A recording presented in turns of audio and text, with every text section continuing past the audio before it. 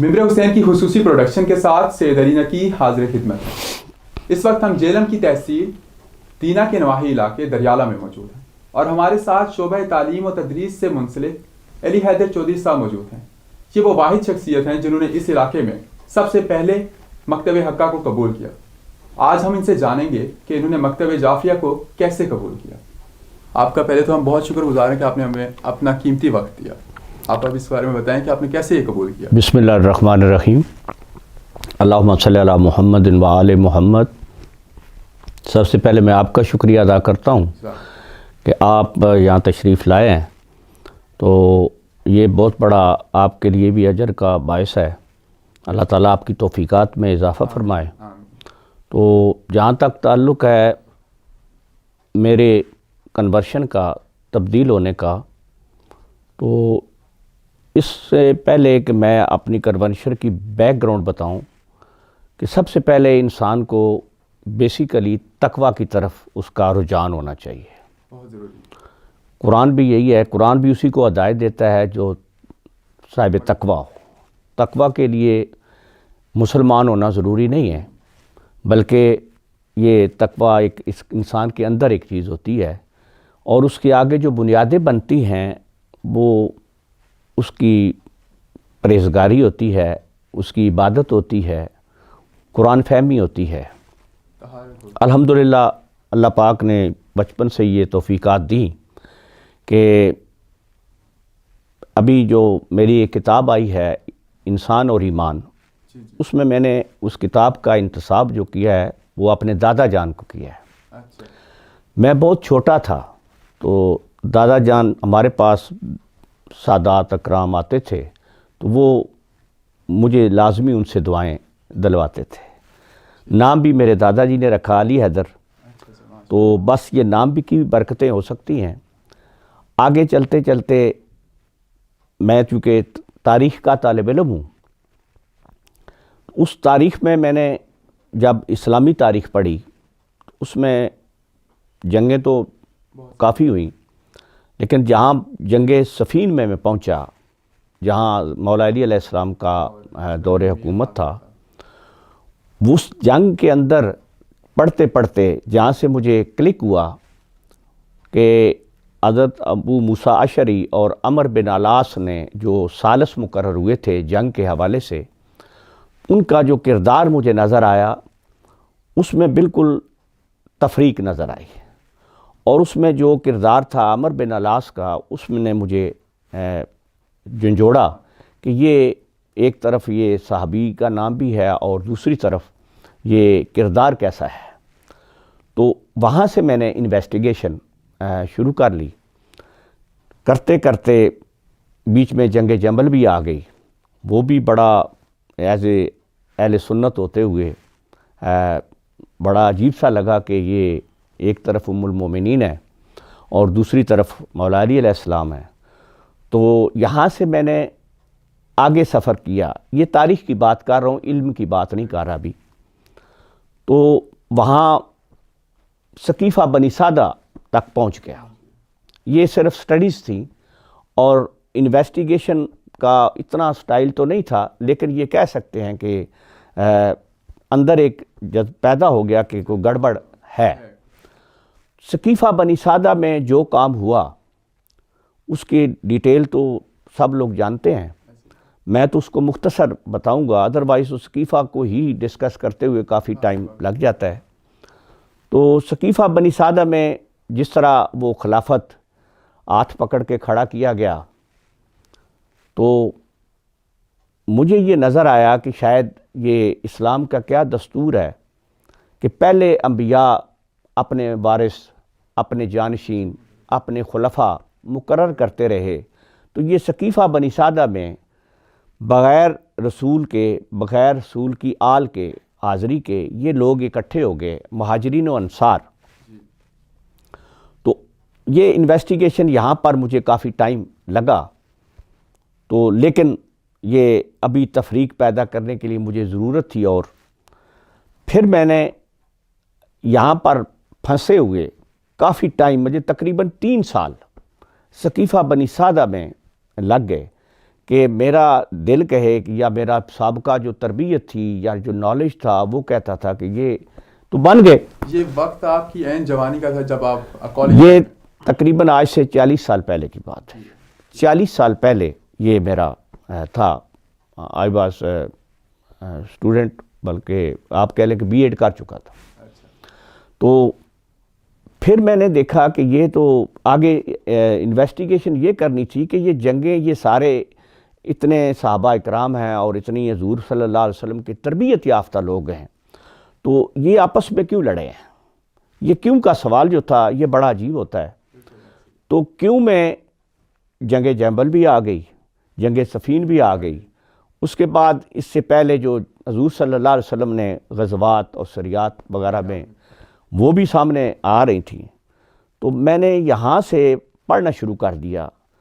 پڑھنے کے ساتھ ساتھ میں نے تمام مکاتب فکر جو ہمارے پاکستان کے اندر ہیں، مینز کہ بریلوی جس میں میں خود موجود تھا، دیوبندی، تبلیغی جماعت، جماعت اسلامی، جتنے مجھے اویلیبل تھے، میری اپنی اپروچ پاکستان کے حوالے سے میں نے سب کو تقریباً سٹڈی نہیں کیا، بلکہ میں کم از کم ہر ایک کے ساتھ 1 سال چلتا رہا.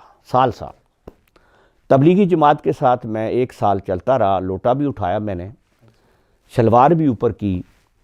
دیوبندیوں کے ساتھ باقاعدہ بیٹھ کے ان کی مساجد میں گفتگو کرتا رہا.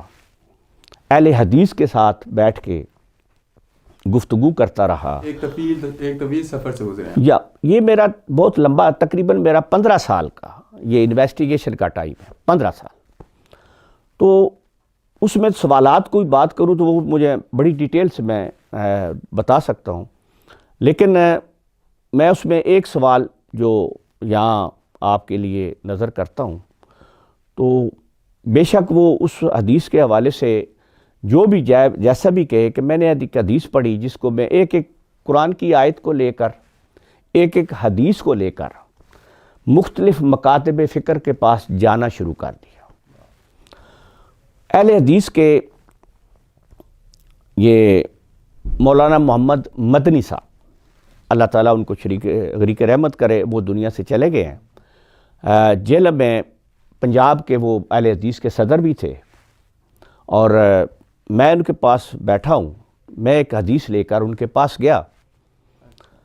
یہ انویسٹیگیشن عملاً میں کر رہا ہوں. ریڈنگ سٹڈیز میں نے کر لیں کہ کہاں کہاں اختلافات ہوئے ہیں، وہ میں نے اپنے پاس رکھے. لیکن انویسٹیگیشن کا ایک طریقہ یہ ہوتا ہے کہ آپ کسی کی طرفداری میں نہ جائیں، غیر جانبدار ہو جائیں. ٹھیک ہے جی. اور اس کی بنیاد کیا ہے کہ انا اکرمکم عند اللہ اتقاکم. ٹھیک ہے جی. اس کے بعد یہ ہے کہ تقویٰ لے کے چلے اور اپنی عبادات اللہ کے حکم کے مطابق چلے. دوسرا ہے کہ جب یہ کہہ دیا کہ ان الدین عند اللہ الاسلام، تو میں صرف اسلام پر رہ گیا، فرقے میں نے چھوڑ دیے. جب میں نے یہ سمجھا کہ سارے فرقے ہیں، یہ انویسٹیگیشن کی بیس ہے. اگر یہ ایک ہی ہوتا تو اللہ تعالیٰ نے جیسے کہا کہ اسلام ہے، تو یہ فرقوں میں کیوں تفریق انہوں نے پیدا کر دی، فرقے کیوں بنا لیے؟ وہاں سے میں نے دیکھا کہ کہیں ان کے اختلافات رونما ہوئے جہاں سے یہ فرقے بنے ہیں.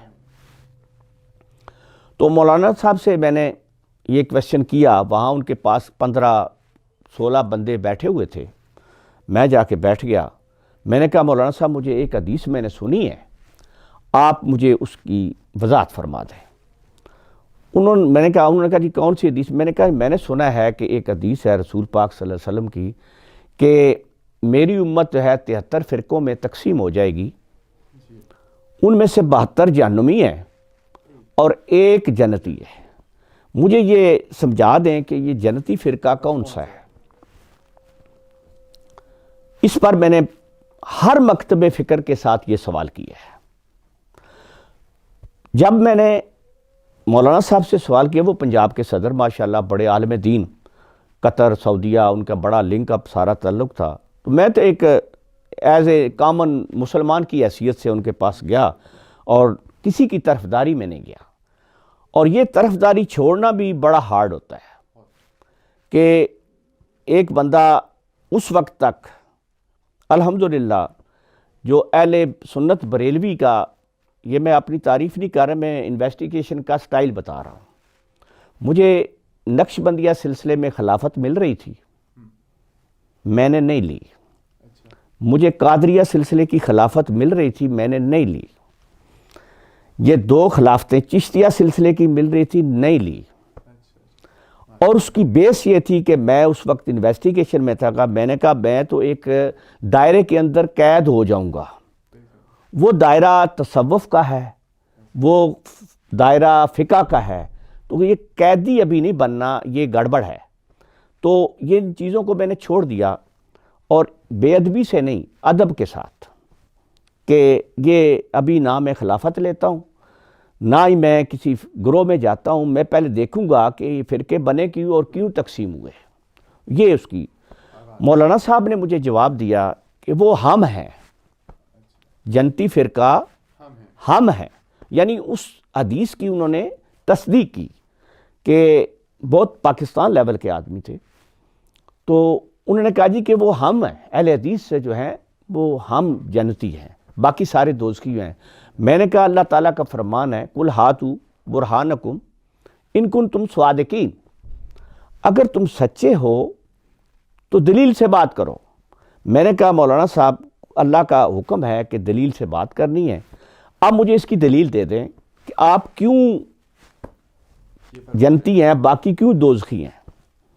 تو ان کا جواب یہ تھا کہ جو ہم موحد ہیں، ہم اللہ کو ایک مانتے ہیں، تو باقی لوگ شرک کرتے ہیں، بریلوی ہیں درباروں میں جا کے کرتے ہیں، دوسرے تعویذ گنڈے کرتے ہیں، ان کا آسرا لیتے ہیں، اللہ کے سامنے اس مقابلے میں کچھ چیزیں پیش کرتے ہیں۔ ہم واحد ہیں جو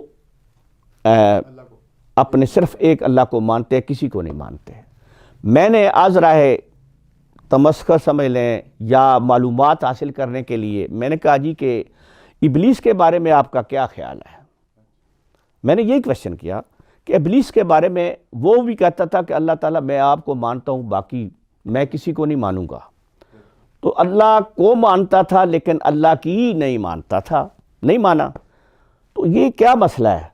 انہوں نے آگے سے مجھ سے پیار سے وہ مجھے روکنے کی کوشش کی، میں نے کہا نہیں چلو، میں نے آپ کو پیار سے بتایا ہے کہ یہ کوئی، کہتے ہیں آپ نے مجھے اس طرف لگا دیا۔ میں نے کہا نہیں لگایا نہیں ہے، مجھے آپ دلیل، یہ دلیل مضبوط نہیں ہے، کیونکہ یا ایھا الذین آمنوا اتقوا اللہ وابتغوا الیہ الوسیلۃ وجاہدوا فی سبیلہ لعلکم تفلحون۔ میں نے کہا اللہ تو کہتا ہے وسیلہ تلاش کرو، اب وسیلے تو آپ قرآن بنا لیں، انسان بنا لیں، جس کو بھی بنائیں، لیکن وسیلہ تو وہ دیکھنا ہے جو رسول ہمیں بتا رہے ہیں، ہم نے اس وسیلے کو اپنانا ہے۔ بہرحال گفتگو ختم ہو گئی، میں مطمئن نہ ہوا۔ اسی طرح دیوبندیوں کے پاس بریلویوں کے ساتھ کہ جی ہم اپنے جو پیر ہیں، جو درویش ہیں، جو ہمارے گدی نشین ہیں، ہم ان کو اپنا وسیلہ مانتے ہیں۔ تو اس میں میرا یہ کویسچن ہوتا تھا کہ کیا یہ معصوم ہیں، گناہوں سے پاک ہیں، جس کو آپ سارا کچھ یہ مان کے ان کی آگے اس کے راستہ اختیار کرتے ہیں؟ تو وہ کہتے جی ہمارے لیے وہ معصوم ہے۔ میں نے کہا وہ معصوم نہیں ہیں، کیونکہ وہ گناہگار ہو سکتے ہیں، انسان ہیں۔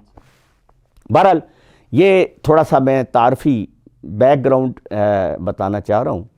تو آگے میں نے انویسٹیگیشن جب یہ سارے گروہوں میں کر لی تو کسی کے خلاف میں نے کبھی بات نہیں کی، کسی کو میں نے کبھی بھی کسی کی دل آزاری نہیں کی، کیونکہ انویسٹیگیٹر کا کام یہ ہوتا ہے کہ وہ اپنے اصل مقصد کی طرف گامزن رہے۔ آخر میں نے جب یہ ساری چیزیں دیکھ لی، کر لی، تو پھر میں نے یہ کیا کہ قرآن کی کچھ آیات جو مسلسل میرا ایک سسٹم تھا کہ پورا سال قرآن ختم کرنا، پھر واپس آ جانا، ترجمے کے ساتھ پڑھنا، یہ تقویٰ کی سسٹم ہوتا ہے۔ تو اس میں نے وہاں سے جب پڑھا کہ یہ قرآن کی جو آیات تھیں، آیت تطہیر پڑھی، اس کی تفسیر پڑھی، اسی طرح میں نے آیت مبالہ پڑھی، تو اسی طرح آیت مودت پڑھی تو ساری باتیں مجھے قرآن میں جو نظر آئیں وہ یہ نظر آئیں کہ رسول پاک صلی اللہ علیہ وسلم نے ہمیں قرآن کی طرف ہدایت کی ہے اور اہل بیت کی طرف متوجہ کیا تھا۔ اب فرق کیا لگا؟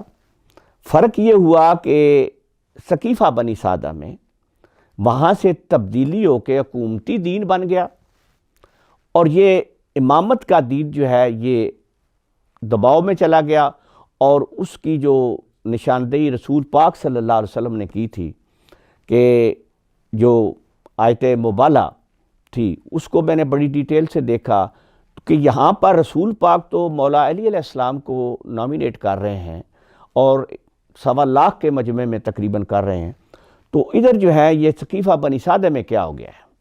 تو یہاں سے پھر تہجد پڑھ کے یہی دعا کرنی کہ یا اللہ مجھے صراط مستقیم عطا فرما۔ ایک تو یہ بیس تھا، اور اس میں جو کچھ مجھے ملا ہے یعنی کنورشن میں نے قرآن سے لیا ہے۔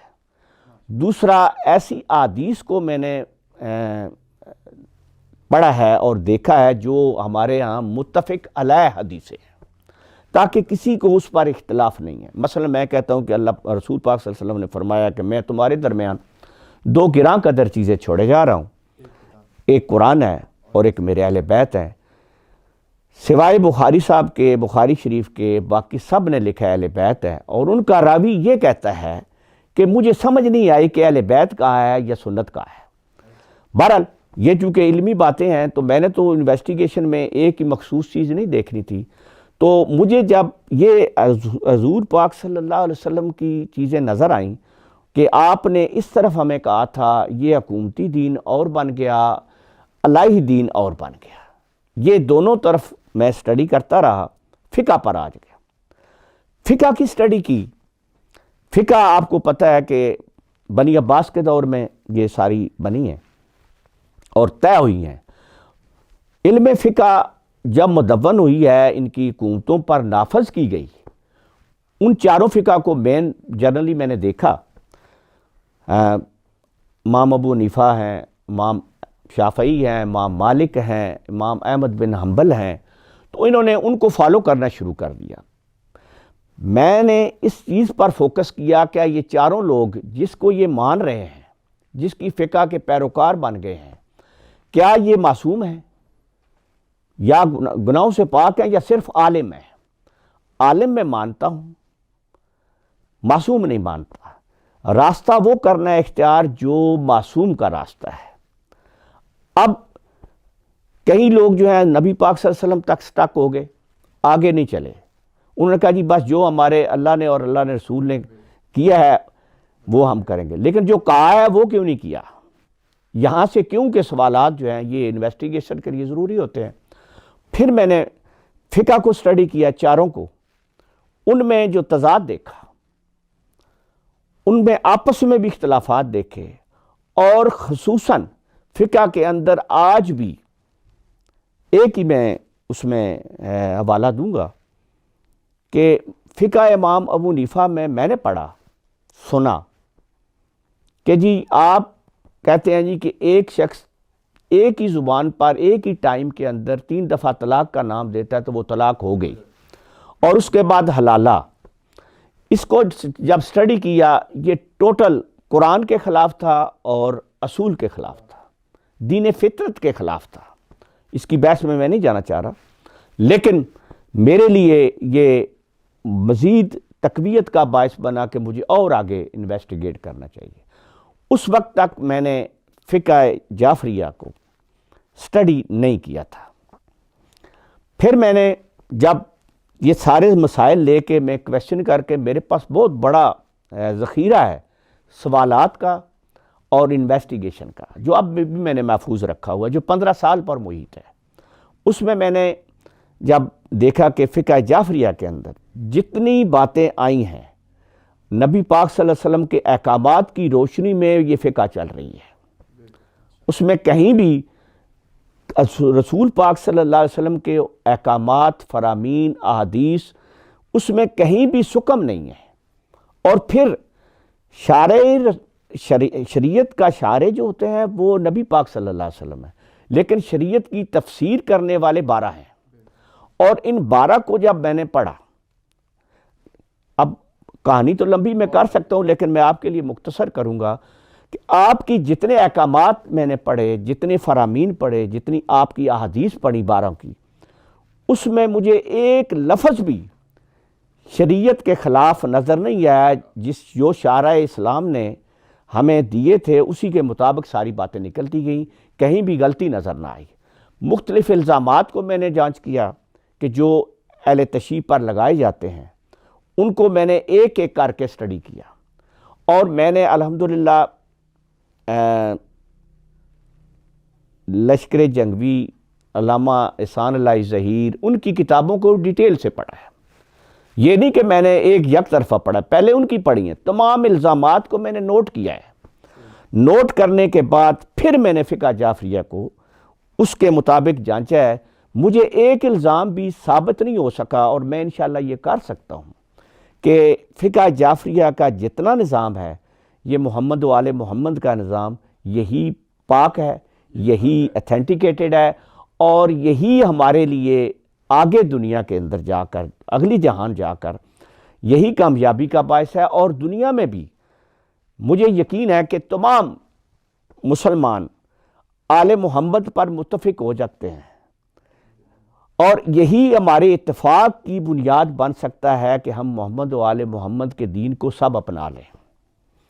آگے اس کے لیے کیا کیا پروپیگنڈے ہیں، ایک طرف رحمانی قوتیں ہیں، دوسری طرف شیطانی قوتیں ہیں، یہ جنگ و جدل جاری ہے اور جاری رہے گی، لیکن ایک بات طے شدہ ہے، ہماری اسی میں فلاح ہے کہ ہم فقہ جعفریہ کو اپنائیں، آل محمد کی تعلیمات کو اپنائیں، اور یہی ہمارے لیے پوری دنیا کے اندر حبل اللہ کی بنیاد بن سکتی ہے۔ اس کے علاوہ بالکل کوئی نہیں۔ آپ کا یہ سلسلہ جگہ سفین سے شروع ہوا انویسٹیگیشن کرتے کرتے اور یہاں تک آ کے پہنچ، انشاءاللہ آپ کی کچھ تصنیفات بھی ہیں جن کے بارے میں آپ ہمارے ناظرین کو آگاہ کرتے چلیں۔ تصنیفات میں جی اس کی بنیاد یہ بنی ہے کہ میں یہ سمجھتا ہوں کہ انسان جو ہے، لوگ یہ زیادہ لا علم ہیں، ان کی لا علم زیادہ ہے، اور اگر وہ علم حاصل کریں اور علم کی طرف آ جائیں تو کوئی ایسا انسان نہیں ہے جو دین حقہ کو نہ اپنا لے۔ یہ دوریاں ہماری جو ہیں لا علمی کی بنیاد پر، میرا جو ویژن ہے، لہٰذا اس کو پروموٹ کرنے کے لیے میں نے کچھ تحریروں کا سہارا لیا۔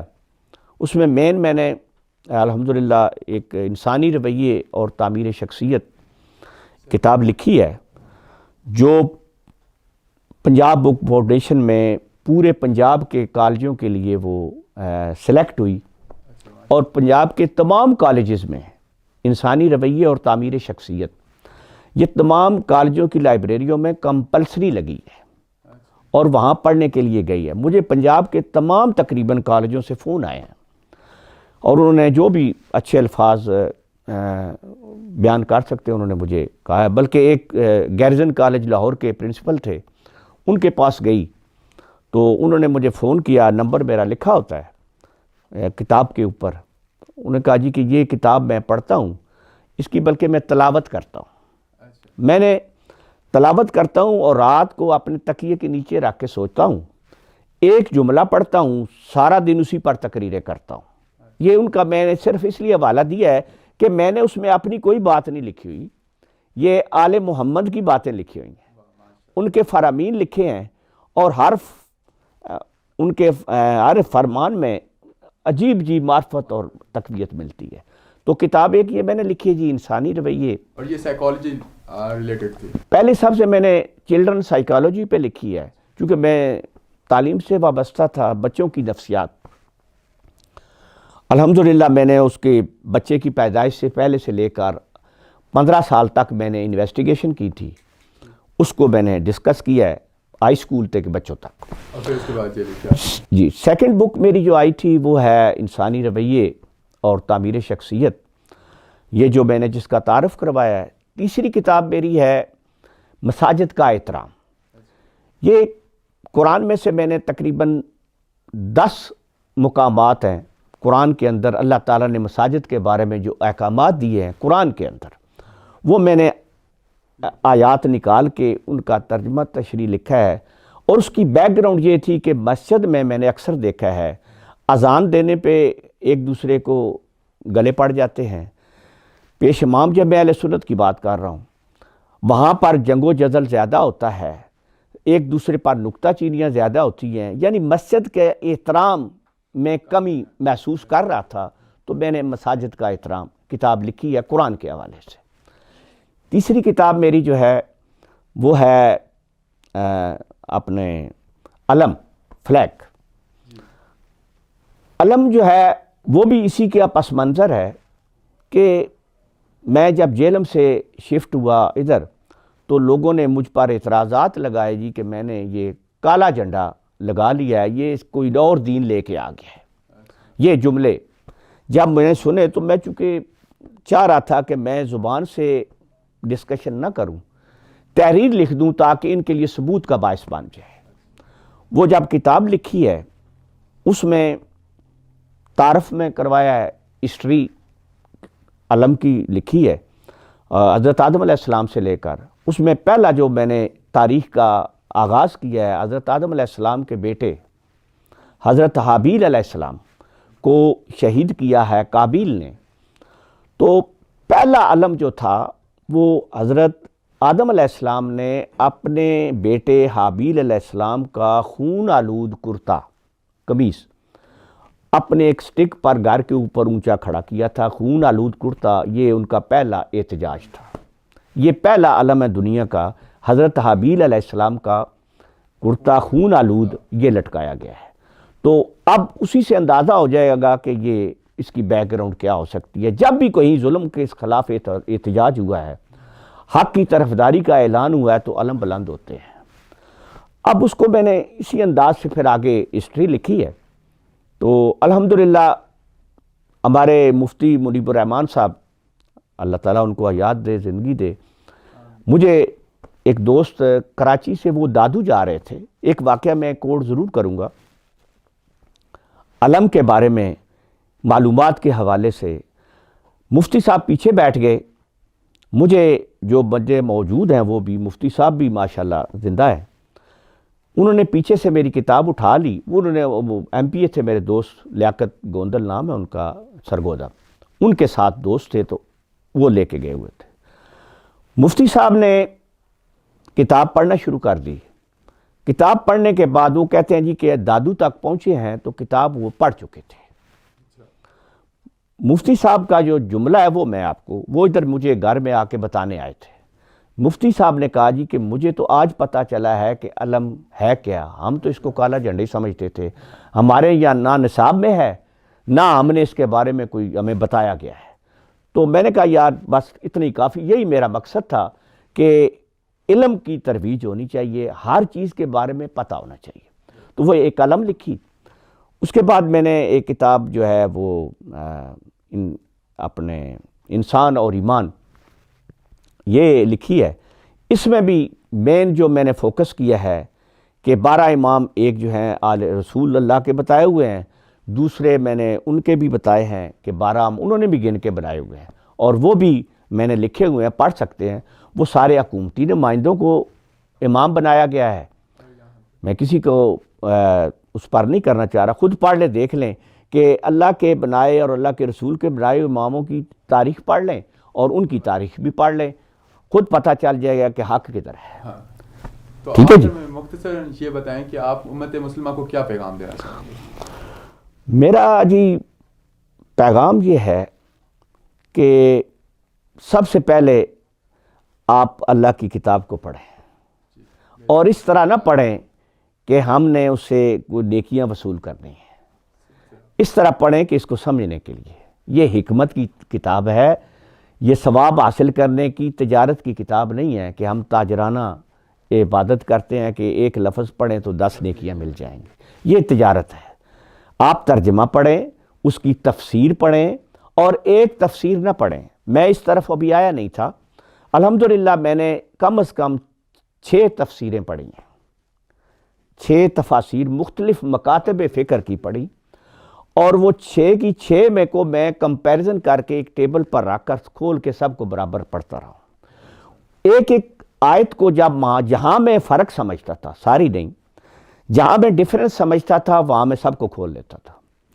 اور اس میں الحمدللہ مجھے فقہ جعفریہ دین حقہ میں ہی اوریجنیلٹی نظر آتی تھی. تو وہ کتابیں بھی لکھ لی، تفاسیر بھی پڑھ لی. تو میں پیغام یہ دینا چاہوں گا کہ پہلے اللہ کی کتاب کو پڑھو ترجمے اور تفسیر کے ساتھ. ہم دنیا میں آئے ہیں، سب لوگ جو ہیں 16 سال 18 سال کیوں یہ یونیورسٹیوں کالجوں میں پڑھ رہے ہیں؟ وائی؟ مجھے جواب دیں. اس لیے پڑھ رہے ہیں کہ ہم اگلی جو 20 25 30 سالہ زندگی ہے اس کو اچھے طریقے سے گزار سکیں، تاکہ ہماری آسودہ زندگی ہو، آنریبل زندگی گزرے، کوئی اچھی جگہ پہ گزرے. تو 18 سال 19 سال 16 سال پڑھنے کے بعد، محنتوں کے بعد، ہم اگلے 60 سالہ زندگی کو پورا بہتر کرنا چاہ رہے ہیں. تو کیا یہ ضروری نہیں ہے کہ اگلی ابدی زندگی ہے؟ یہ تو ہم سب مسافر ہیں، ایک جگہ سے آئے دوسری جگہ آئے، دوسری جگہ سے آگے ٹرانسفر ہو جانا ہے. تو ہمیں اگلی ابدی زندگی کے لیے کیا محنت کر رہے ہیں؟ پہلے تو یہ بتایا جائے، یہ کیا محنت ہو رہی ہے؟ ابدی زندگی کے لیے ہمیں قرآن کو تفاسیر کے ساتھ، تفصیل کے ساتھ، تاریخ کے ساتھ، سیرت النبی کے ساتھ، صحابہ اکرام کی سیرت کے ساتھ، ائمہ تحرین کی سیرت کے ساتھ، سب کو ہمیں محنت اور ٹائم دینا چاہیے. صرف عابد ہونا کافی نہیں ہے، اس کے لیے نیک ہونا ضروری ہے اور عالم ہونا بھی ضروری ہے. اس میں ساری صفات اللہ تعالیٰ ہم سے چاہ رہے ہیں. ہمارا پیغام یہ ہے جی کہ ایک تو قرآن کو پڑھیں گے، دوسرا رسول پاک صلی اللہ علیہ وسلم کی سیرت کو تو دیکھیں کہ وہ اپنی اولاد کو کس طرح سامنے پیش کر رہے ہیں کہ یہ ہے میری اصل شخصیات، ان کو پیچھے کر رہے ہیں. تو یہ ایک سیرت رسول کو دیکھیں، قرآن کو دیکھیں. اور میری رائے کے مطابق سب مسلمانوں کو یہ میرا پیغام ہے کہ فقہ جعفریہ کی طرف آ جائیں. اگر دنیا میں بھی عافیت چاہیے اور آخرت میں بھی عافیت چاہیے تو یہی دین حقہ ہے، اسی کی طرف آ جائیں، سب پورا قوم ایک بن جائے گی. ٹھیک ہے. آپ کے ساتھ گفتگو کر کے بہت اچھا لگا، اور وقت کی قلت کی وجہ سے ہمیں اس محفل کو یہاں پہ ختم کرنا ہوگا. اور میں اپنے ناظرین کو خدا حافظ کہنا چاہوں گا. آپ کو شکریہ ادا کرنا چاہوں گا کہ آپ نے وقت دیا. اور تمام ناظرین کو میری طرف سے اللہ حافظ.